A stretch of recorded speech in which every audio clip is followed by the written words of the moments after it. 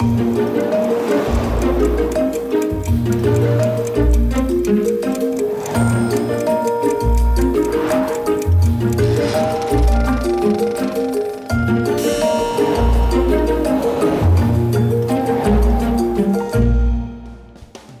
день, паважаныя тэлегледачы. Кажуць, калі успамінаеш добрае мінулае, адчуваеш шчасце, а калі сустракаеш цікавага суразмоўцу, набіраешся мудрасці. Мы працягваем знаёміць вас з вялікімі кінавідафондамі Нацыянальнай дзяржаўнай тэлерадыёкампаніі Рэспублікі Беларусь, успамінаць разам майстроў і куміраў тэатра, кіно, тэлебачання не аднаго пакалення тэлегледачоў. Сёння наш госць, выдатны акцёр тэатра і кіно, заслужаны артыст Беларусі Іван Мацкевіч. Пачнем, таварышы.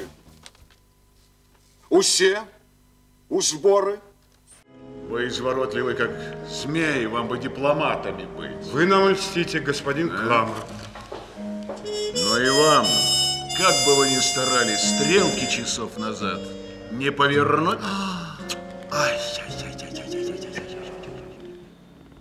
По воле Божьей я король Англии, лорд Шотландии, Ирландии, Уэльса, герцог Анжуйский, Британии, Пуатоумена, Гаскони, Аквитании, приговариваю тебя к смерти.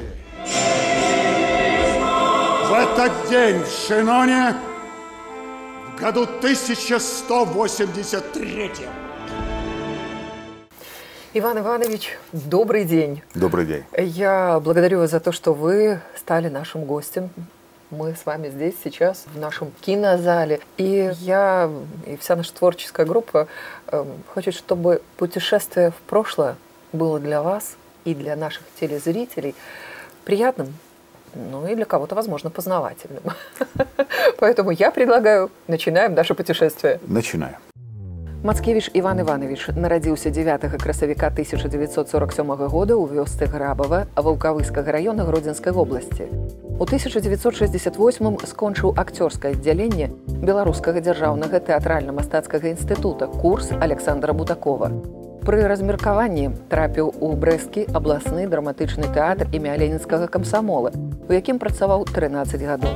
У 1981 годзе разам з сям'ёй пераязджае ў Мінск і наступныя 15 гадоў служыць у тэатры студыі кінаакцёра пры нацыянальнай кінастудыі «Беларусьфільм». У гэты перыяд шмат здымаецца ў кіно.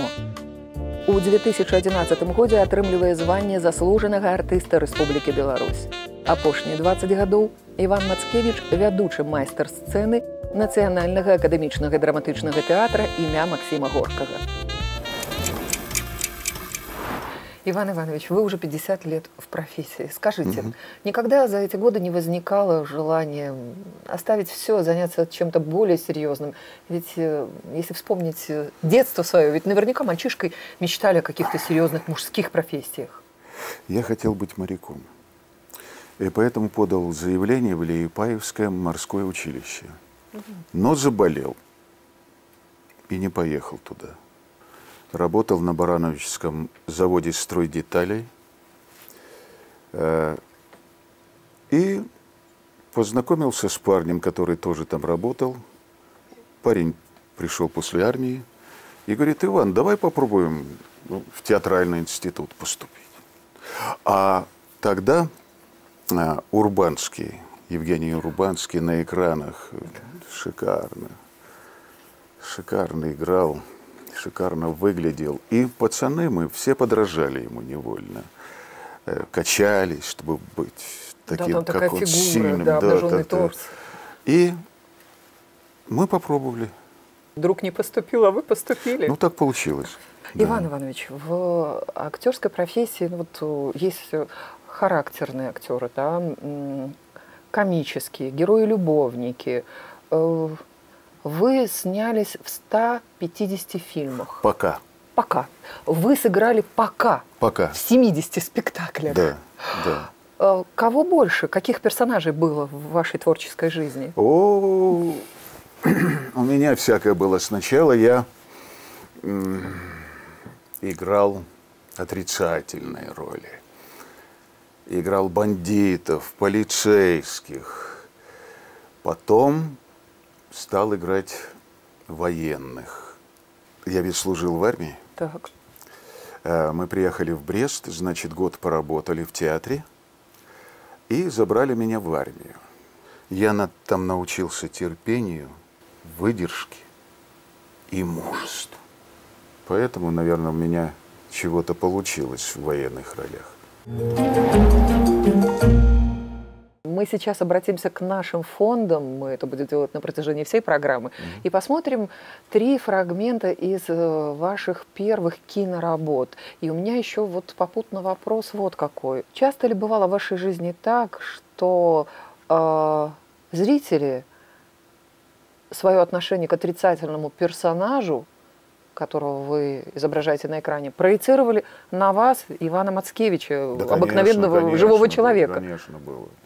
Сколько раз было, сколько полицейских я переиграл. И все, привет, полицейские. И относились ко мне так. С прохладцей. Да. С холодцом. С холодцом. С холодцом, да. Да, относились, потому что думали, а если он на экране такой, значит, он в жизни такой. А ведь убедительно. Да, что-то получилось, да. Большевикам не ставим! Здравствуйте, прапорщик! И вы здесь. Петька! «Хлеб пахнет порохом» — это первый фильм. Вот, смотрите. Вот, мы снимали в Даугавпилсе, снимал Вячеслав Никифоров. И чтобы так научиться кататься на лошади, я целую неделю провел в Даугавпилсе на ипподроме. Приходил в гостиницу, сесть не мог на стул, потихонечку садился, а чтобы расслабиться, надо было немножечко принять. Примешь немножечко, и тогда идет расслабление, тогда можешь посидеть спокойно на стуле, поспать. А с утра я опять ехал на ипподром. Это так продолжалось целую неделю. Дорого за хлебушек берешь, комиссар. Из-за этого эшелона сколько людишек угробил. Совесть не мучает? Владимир Яковлевич Самойлов, гениальный артист, прекраснейший человек. А меня совесть будет мучить, если я тебя отсюда живым выпущу. И гаденышей твоих тоже. Хана! 2 × 2. Где сын?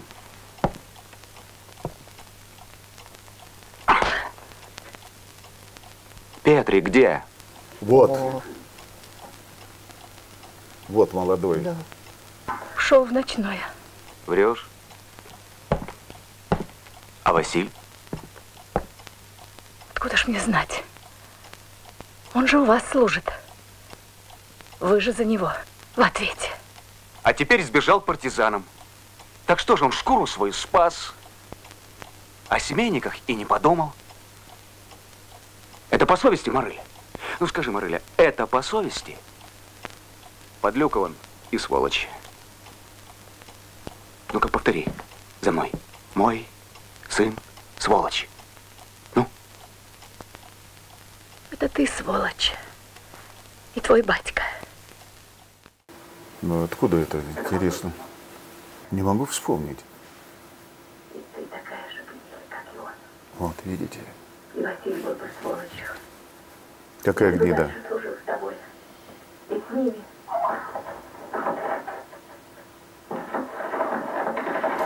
Не могу вспомнить.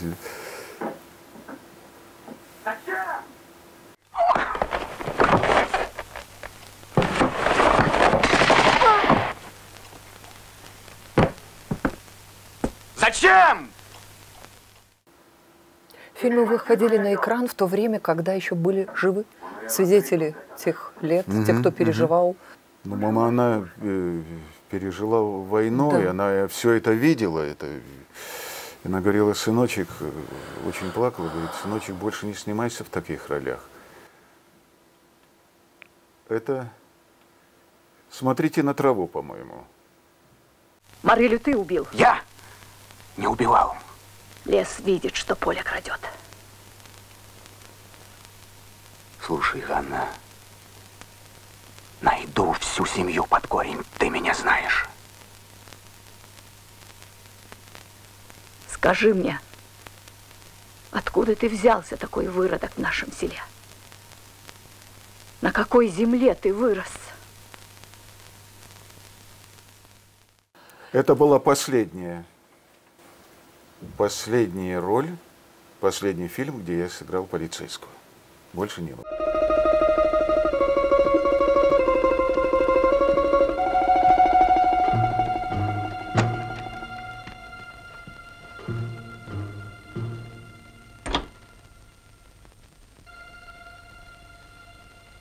Здрасте.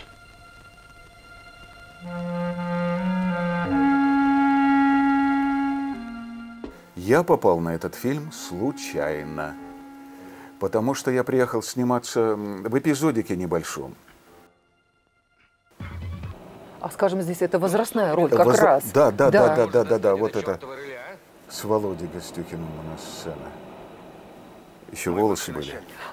Вам же где-то, по-моему, 30 лет. 33 года. 33 года. 33 года. Ну, здесь состаривали. Долго делали грим.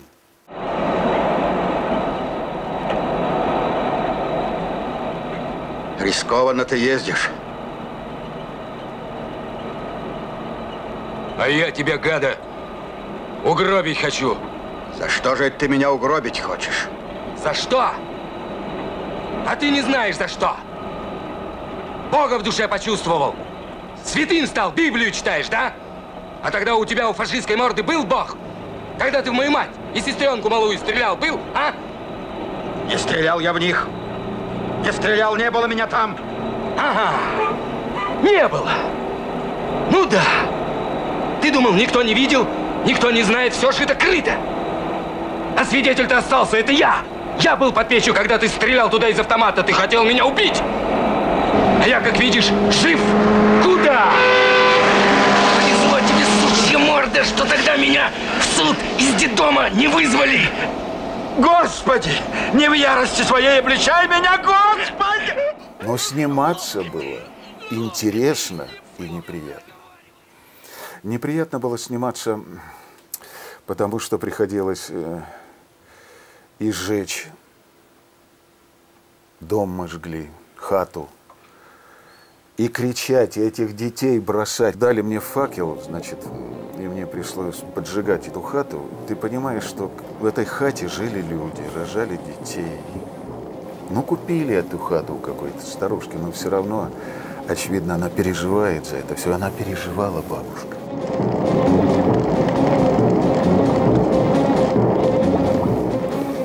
Было не по себе немножечко, честно говоря.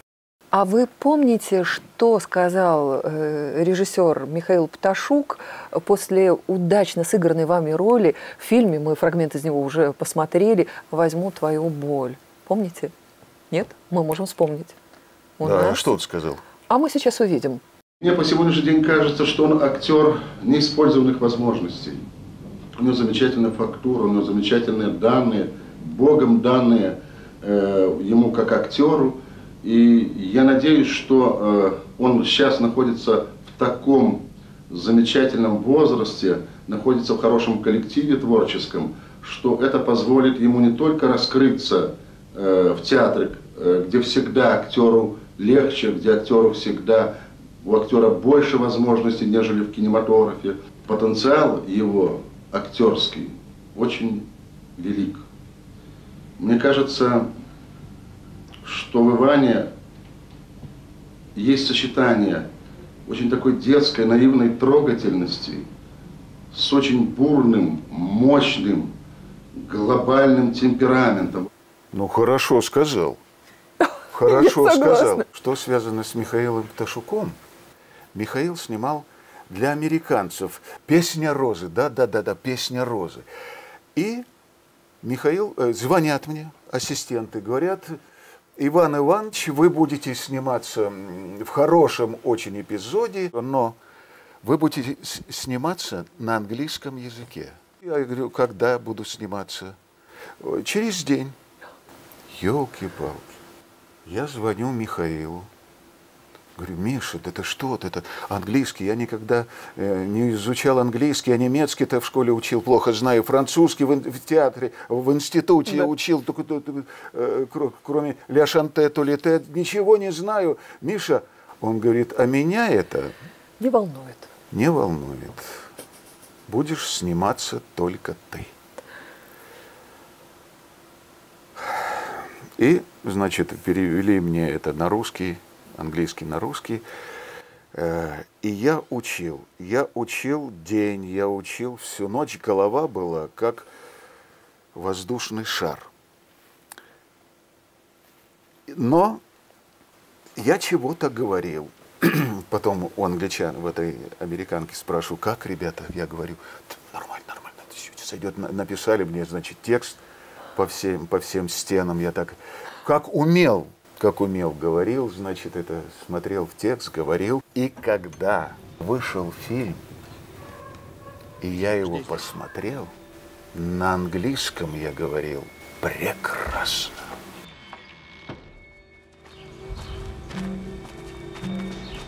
Мы ищем русского офицера и американку. Американку? Вы, должно быть, шутите. Осмотреть все. Есть.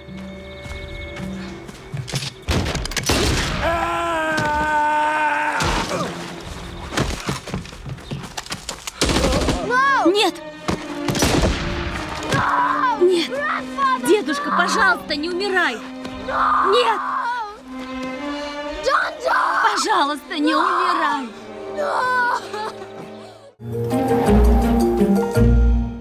Иван Иванович, вот вы помните, наверняка же точно помните вашу первую положительную роль.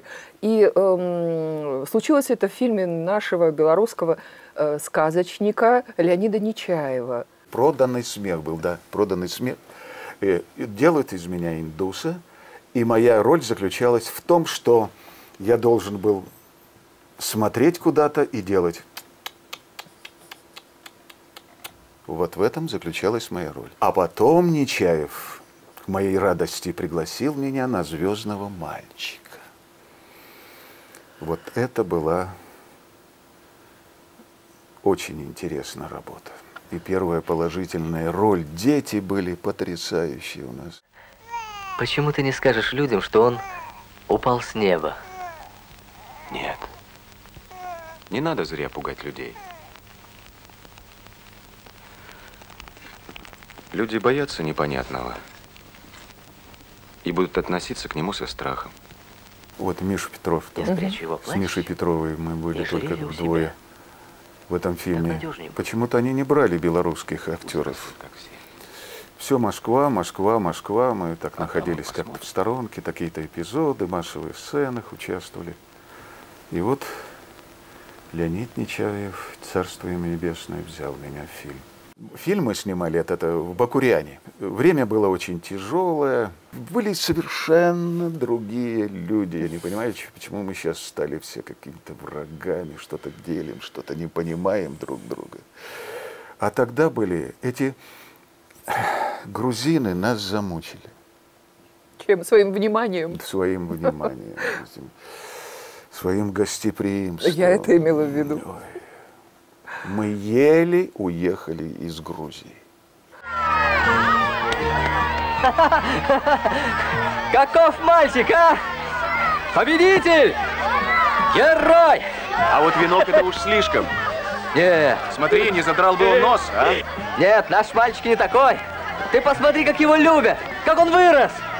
Победитель! Ты должен гордиться таким сыном!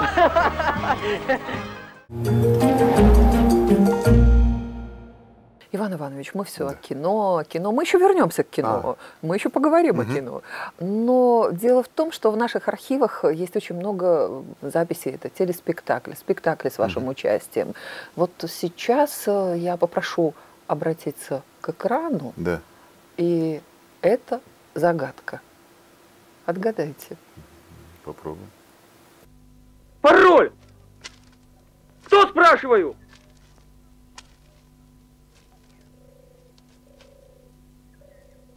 А, это вы, товарищ Почему командир? не стреляли? Я вас? Не имеет значения. Я узнал вас. Не говорит, пароль идет, не останавливается, бей. Но я же... Не имеет значения, как фамилия? Гайшун. Из какого взвода? Из 3-го. 3 суток гауптвахты. Есть 3 суток гауптвахты. Да. Ты как сюда попал? Поставили. В отряд, спрашиваю. Не валить. С ружьем пришел. Семья в деревне, кто у тебя? Я не знаю. Никого нету. Я не знаю. Так. Доложи начальнику караула 3 суток. Есть 3 суток. А что? На губе посижу. Я же партизан. Это возвращение в Хатынь. Ну, положительный, да, хорошо уже. Положительный персонаж, да. очень, да. Да, это уже хорошо. Иван Иванович, скажите, пожалуйста, а вас часто узнают на улице? А может быть, путают с актером, на которого вы очень похожи? Да, меня узнают. Но не я на актера похож, а актер на меня похож. Юру Цурилу имеете в виду, да? А, кстати, если бы не я, Юрка не попал бы в фильм Герману. Вот так. Так, потому что, когда Юру пробовали, нужен был для Германа, Алексея Юрьевича, нужен был двойник. И вызывает Герман у меня и говорит, вот Цурила, познакомься. Я смотрю, ну, похоже. Стали нас пробовать, сводить вместе. Над нами так издевались. Сахарно. Полотенце принеси. Гляди, они тебе жопу порвали. Вон народ, а?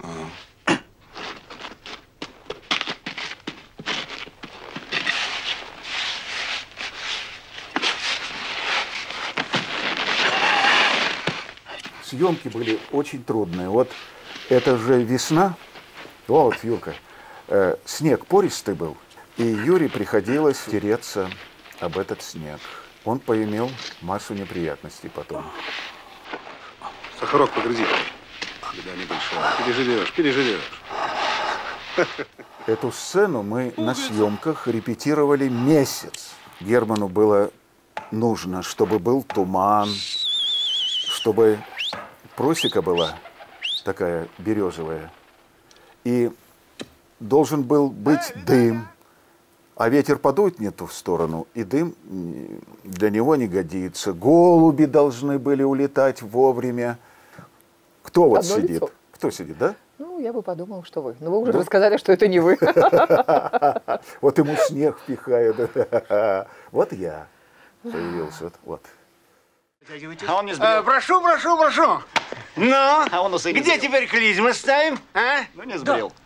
Вас? Дерьмом пахнет. Да? Я Клавде говорю. Вкус.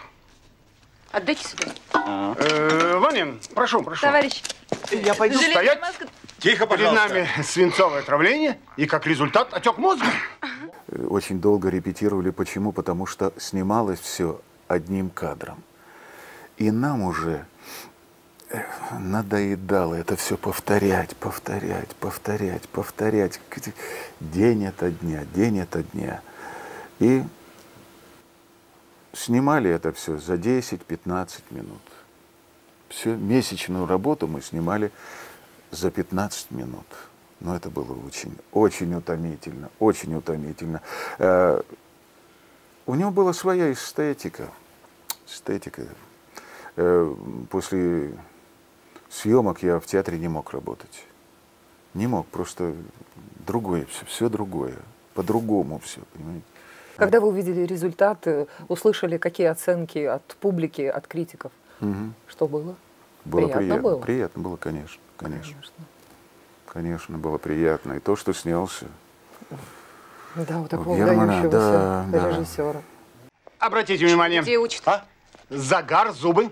Прекратите. Отвернитесь. Прелестно. ПД-3 до генератора. Сядь. Перестаньте. Прелестно. Чтобы к обеду этого дерьма здесь не было. Юра, уйди!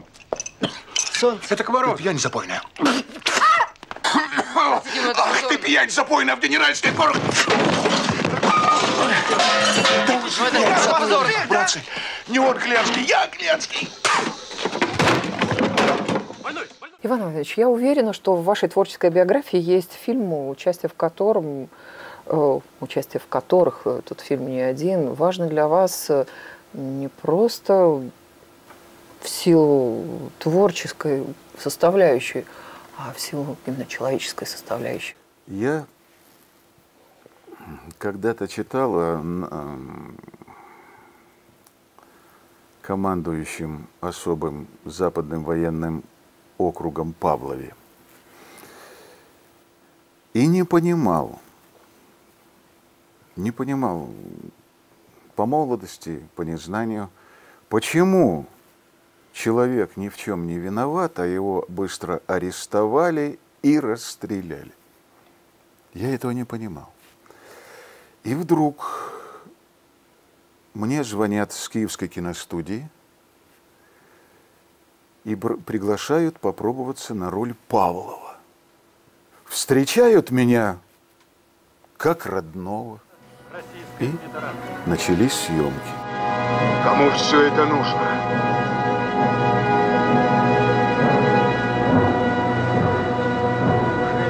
Я спрашиваю, кому все это нужно? Значит, кому? Я спрашиваю, кто делает из меня козла отпущения? Хотите из меня предателя сделать? А я всего-навсего стрелочник, который всегда во всем виноват.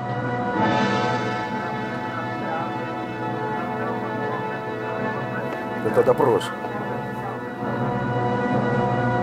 А ведь это просчеты руководства. Вот поэтому я требую личной встречи с наркомом обороны и начальником генерального штаба.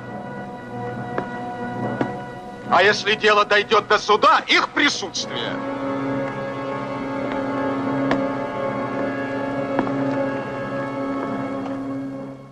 Но трагедия в том, что он все понимает, изменить. Да, конечно, конечно, его подставили, просто подставили, сделали стрелочником. Я читал эти книги, это все читал о войне, знал о войне, и мне было очень важно донести это до зрителя, донести. Потому что заслуженных людей, он же в Монголии воевал, он героя получил за Монголию. И так подставляют бессовестным образом. Понимаете, издевались просто над людьми. И мне это было очень важно, это близко было, это меня волновало и волнует до сих пор. Очень много было звонков, благодарность за эту роль, за этот фильм вообще. Очень много и молодежь до сих пор встречают люди и благодарят, помнят. Что ж, я не боюсь ни приговора, ни смерти. Позор страшен. И тяжко думать о своей семье, о ее судьбе. И он мне очень дорог, этот фильм. Я считаю, это самой лучшей работой моей. Дочка моя, когда была маленькая, когда был фильмы, где меня стреляют или убивают, бедненькая, она залазила под стол и плакала. Ей было жалко. Говорит, спрашивал, папа, вот ты едешь сниматься, а тебя не будут убивать, ты будешь хорошего играть человека. Очень переживала, очень. Наверное, и сейчас переживает, когда убивают папу. Выросло, наверное, я не ошибусь, если скажу так, несколько поколений молодежи, для которых подвиг, жертвы, все это остается где-то там, далеко, как бы не нашей истории. Иван Иванович, еще один фильм. Чем он вам дорог? Господа, я хочу выпить за Великую Германию. Что? Да, за Великую Германию. Ведь все-таки именно они, в конце концов, победили нас. И дольше. Вы посмотрите, как живут немцы и как живем мы. Вот эта сцена, где я генерал КГБ, разведчик. Время было очень трудное. Вот это непонятное время, когда перестройка пошла. Уничтожалось все. Там говорит кто-то тост, и мой внук все переворачивает. Посмотрите, кто хозяйствует на просторах нашей великой, так сказать, родины. И поэтому я хочу выпить за великую Германию. Просит! Не разбилась. Счастья не будет. Дурная кровь тебе. Пошел вон, фашистский выродок! Но фильм заканчивается трагически. Да, вот я стреляюсь. Потому что не выдержал человек, не выдержал.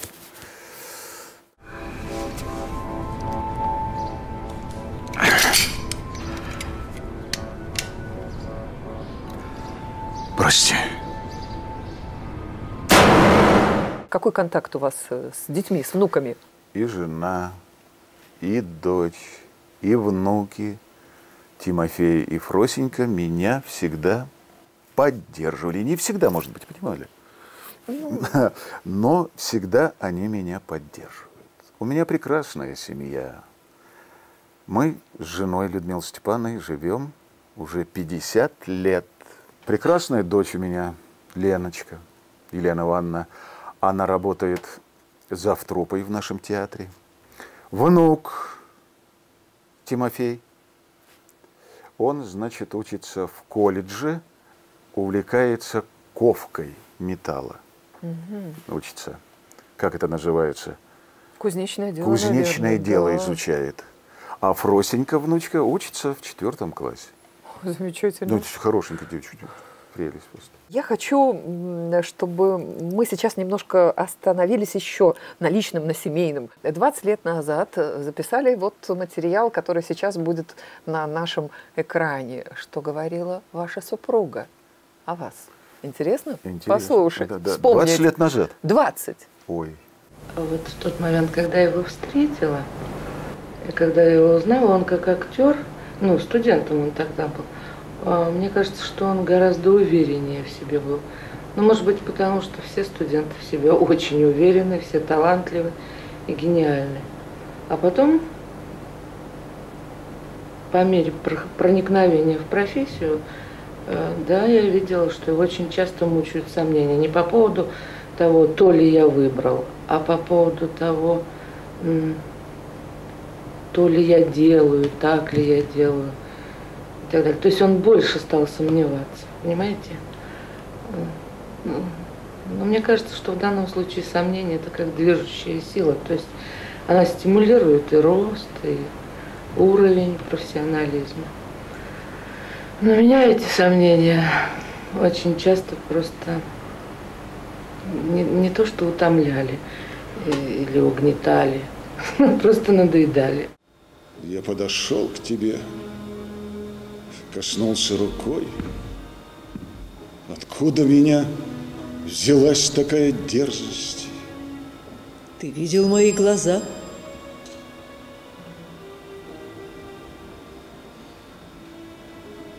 Я любил тебя.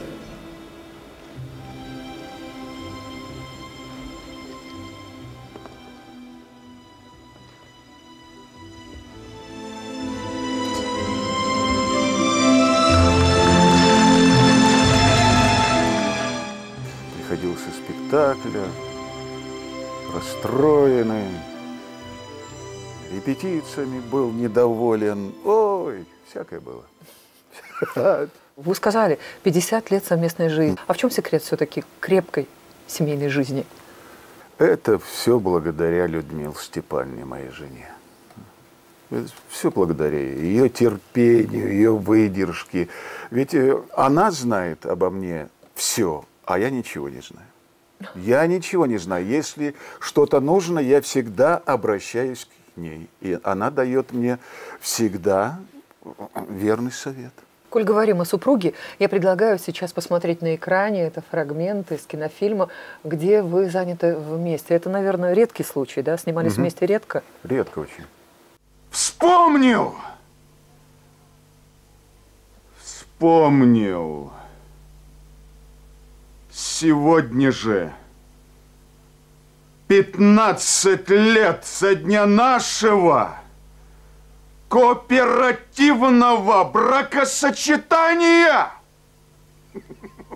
Ох, как много на свете кошек, нам с тобой их не счесть. Господи, да он под нас копает. Душистый горошек, и звенит голубая звезда.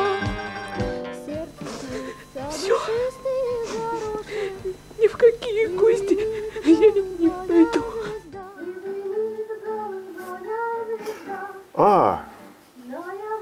Это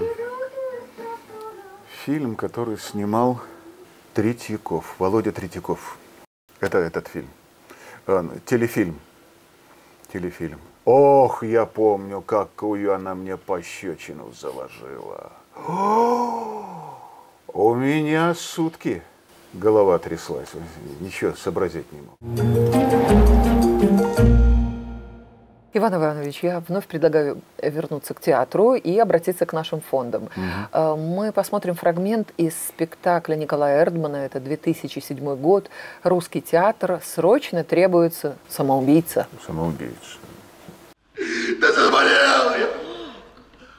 Тоска у меня по родине! Простите, как же по родине? А вы какой национальности? Да русские, братцы, русские! Корчиков Олег Глебович. Любил я с ним работать, очень хороший артист. А сейчас...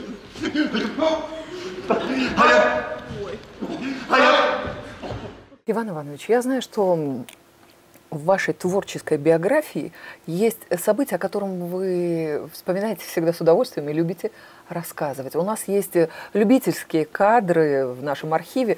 Я предлагаю, давайте мы посмотрим, а вы вспомните, пожалуйста. Вот это был поход в Безерту. То есть Севастопольское морское собрание организовало поход в Безерту. Почему? Потому что было 300-летие российского флота, а Врангель увел от большевиков черноморскую эскадру в Безерту. Только Безерта принимала черноморскую эскадру. Это был Тунис, колония Франции была, и Франция разрешила только туда прибыть этой черноморской эскадре. Там они спустили Андреевский стяг. А мы пошли из Севастополя в Безерту на яхте, которая была 15 в длину, 5 в ширину. Ну, это небольшая яхта. Да, небольшая яхта, да. И мы пошли, чтобы поднять этот Андреевский стяг. Взял костюм в оперном театре, как у Петра Первого.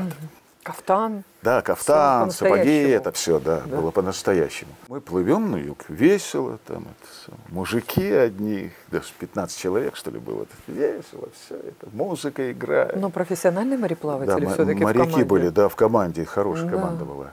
И вдруг шторм. Вот первое, что случилось в этом походе. Шторм был такой, что это невозможно объяснить. Эту яхту поднимает и бросает в бездну. Бросает в бездну, а потом яхта опять выплывает, и ее опять бросает. И так мы промучились ночь. Утром просыпаемся, штиль на море. Это радуга на пол земного шара. Красота необыкновенная. Я думаю, что мы выплыли только потому, что шли с благим намерением, шли под Богом. Прибыли в Безерту, нас встретили. Военный атташе, кстати, белорус из Витебска был. Но после такого перехода все тряслось внутри, мы были разбитые полностью. Ну ничего, я сказал. Речь, значит, подняли. Стяг Андреевский. Пришли, нас наградили. Мы получили жетон за дальний поход. И вот такой орден Безерты. Потрясающе. Которым награждали всех офицеров. 1924-1994 год. Я очень горд, что он у меня есть. Иван Иванович, в последние годы вы востребованы в кинематографе, снимаетесь в сериалах. Это большие роли, интересные, с хорошими, серьезными партнерами. Я хочу, чтобы мы сейчас посмотрели с вами фрагменты сериала Покушение. Покушение, да. А отец этой Джанки-то врагом народа оказался. Нашему генералу при живой жене только связи с дочкой шпиона не хватало. Кто б, скажи, такому армии доверил, а? Профессора арестовали? А что с Джан? Ну как что, ну тронулась она. Генерал сам лично ее в психиатрическую больницу определил. Потом хотел забрать по доброте душевной. А я говорю, куда забирать-то? Отца арестовали, значит, и ее возьмут. А Данилов ни в какую. Хорошо тут война началась, не до девки ему. Это Даниил Козловский, очень талантливый актер. Пошел так, масштабные роли играет. Молодец парень, молодец просто. И сразу видно человека. Вот он как смотрит, пожалуйста. Как ему не влепить? Ну! Ух, какой придурочный, и тебе лечиться надо! Не буду я тебе докладывать, ты такой же припадочный, как и твоя девка! Костин! Генералу на пушечный выстрел не подходи! Слышишь? Я был адъютантом в Фетофиме у Димы Певцова. Прекрасный актер, великолепно, просто нет слов. Как он работает? Я очень благодарен Ефремову Александру, что он взял меня в этот сериал. Хорошую роль дал, интересную, в развитии. И партнеры были прекрасные. Товарищ генерал. Где она? Где Джан? Она с Костиным. Перевернем весь город. Найдем, товарищ командующий. Ты помнишь, что я тебе говорил? Помню, товарищ командующий. Хорошо помнишь? Виноват. Иван Иванович, Да. мы с вами все о театре, о кино. А давайте ближе к жизни. Я хочу провести с вами небольшой блиц-опрос. Вы не против? Давайте. Ваш любимый напиток. И кефир. Ага, хорошо. Любимое блюдо. Драники, очень люблю драники. А еще если с холодцом, это Значит, потрясающе. драники и холодец. Это потрясающе. Мила готовит потрясающе все. Любимый цвет. Черный. И нет вариантов. Ну и еще коричневый такой нейтральный. Понятно. О чем чаще всего думаете перед сном? О завтрашнем дне, чего я буду делать. И вообще о жизни. Какой недостаток в себе раздражает вас больше всего? Лень. Я очень ленивый. Но лень – это двигатель прогресса. Замечательно. Поленишься немножко, а потом жена тебе чего-то скажет, Людмила Степановна так настроит, и вперед. Что больше всего не любите в людях? Зависть. Театр для вас дом родной или все-таки место работы? И дом родной, и место работы. Свои юбилеи актеры, как правило, встречают, справляют в театре. Вот вы помните ваше 60-летие? Ведь 10 лет прошло уже с того момента. Может быть, мы немножко вспомним вместе и посмотрим сейчас на экран. Давайте, да, У в нас театре, есть, по-моему, да, это... видеоматериал. В театре это было, в театре, я всегда в театре. Это коллектив же, как же, мои коллеги, мои друзья. Володя Мещенчук поздравляет, Ефремов, Светлана Суховей, да. Саша Кашпиров. Да. Что-то вручает. Цветков.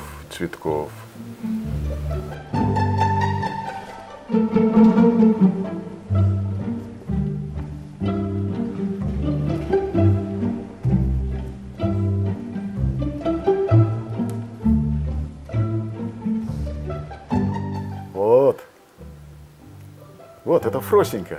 Ха-ха! Фроська. Вот лапушка. Класс. А где вы взяли этот материал? В фондах.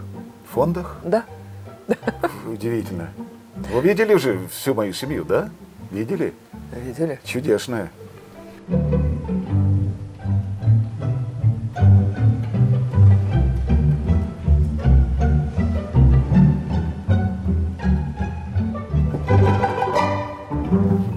Скажите, пожалуйста, вы производите впечатление человека очень мощного, уверенного в себе. А есть ли что-то в жизни, чего вы боитесь? Я очень боюсь, когда болеют мои близкие. Я очень переживаю за них. Я хочу, чтобы они были все здоровы, благополучны и счастливы.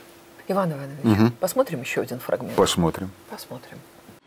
Как хрупкие кости легли в основание моего огромного строения, так на вершине его в небе я помещу другую юстицию, Виолену прокаженную во славе, слепую Виолену на виду у всех, и я представлю ее с руками скрещенными на груди, словно колос, только наполовину освободившийся от своего покрова.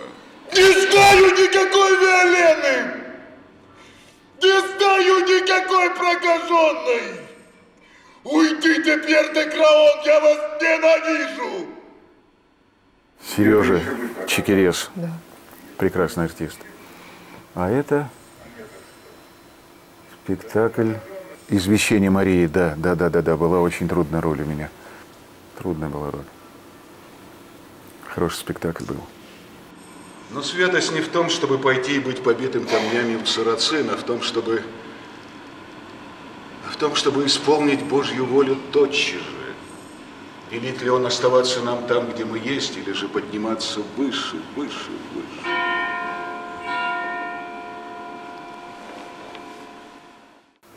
Я человек верующий. Я иногда хожу в церковь, но всегда молюсь и утром, и вечером. Ты шут. Ты клоун. Да. История тебя растопчет. Меня будут помнить хотя бы потому, что я хотел научить белорусов летать. Вот. А то ничего не видят у себя под носом. А тебя? Наступит время, когда ты будешь молить, чтобы тебя забыли, пани Каханку. А этот спектакль мы играли в замке Радзивиллов на улице. Представляете, замок, двор огромный.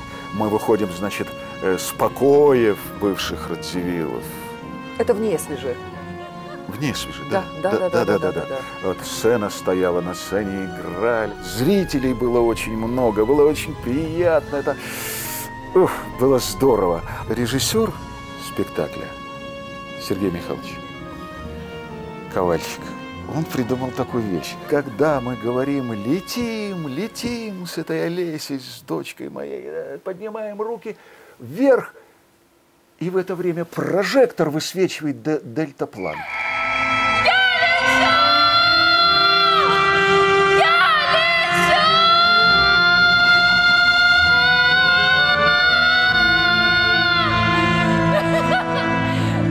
Это было потрясающе. Все обалдели просто, потому что я все время на протяжении всего спектакля хочу научить белорусов летать. Я в своей жизни совершил много ошибок. Многое не сумел, многое не успел. Веселья, пиры, спектакли, а страну свою. Итак, на этой многострадальной земле было много раз, потому что ползаем где-то внизу, а не летаем, не видим мир с высоты, не дышим полной грудью, а летать не так уж и сложно. Наши предки, будь то ящеры или ангелы, это умели. Надо просто вспомнить, пани Каханку.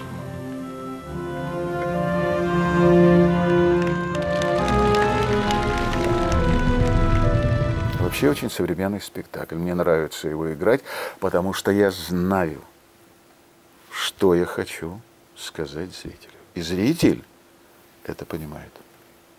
Иван Иванович, я благодарю вас за то, что вы были сегодня вместе с нами. И пусть это не прозвучит банально, но я желаю вам от своего имени, от имени всей нашей творческой группы, вам большого здоровья, творческих успехов и до новой встречи в театре и, возможно, на экране. Большое вам спасибо. Благодарю вас.